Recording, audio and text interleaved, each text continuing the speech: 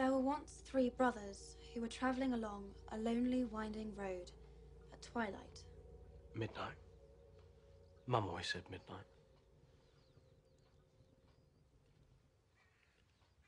But twilight's fine. Better, actually. Do you want to read it? No. There were once three brothers who were traveling along a lonely, winding road at twilight. In time, the brothers reached a river too treacherous to pass. But being learned in the magical arts, the three brothers simply waved their wands and made a bridge.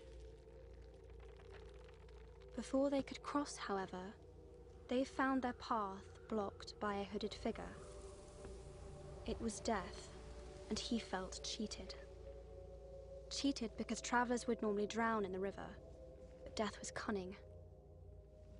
He pretended to congratulate the three brothers on their magic and said that each had earned a prize for having been clever enough to evade him.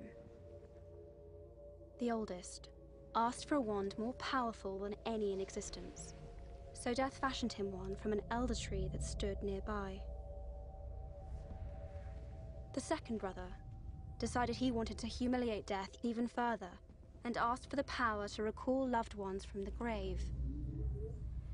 So Death plucked a stone from the river and offered it to him. Finally, Death turned to the third brother. A humble man, he asked for something that would allow him to go forth from that place without being followed by Death. And so it was that Death reluctantly handed over his own cloak of invisibility. The first brother traveled to a distant village, where with the Elder Wand in hand, he killed a wizard with whom he had once quarreled. Drunk with the power that the Elder Wand had given him, he bragged of his invincibility. But that night, another wizard stole the wand and slit the brother's throat for good measure. And so Death took the first brother for his own. The second brother journeyed to his home, where he took the stone and turned it thrice in hand.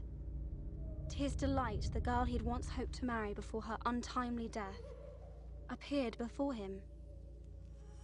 Yet soon she turned sad and cold, for she did not belong in the mortal world. Driven mad with hopeless longing, the second brother killed himself so as to join her.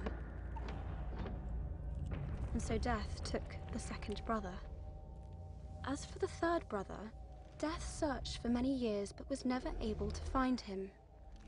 Only when he attained a great age did the youngest brother shed the cloak of invisibility and give it to his son. He then greeted Death as an old friend and went with him gladly, departing this life as equals. So there you are. Those are the Deathly Hallows.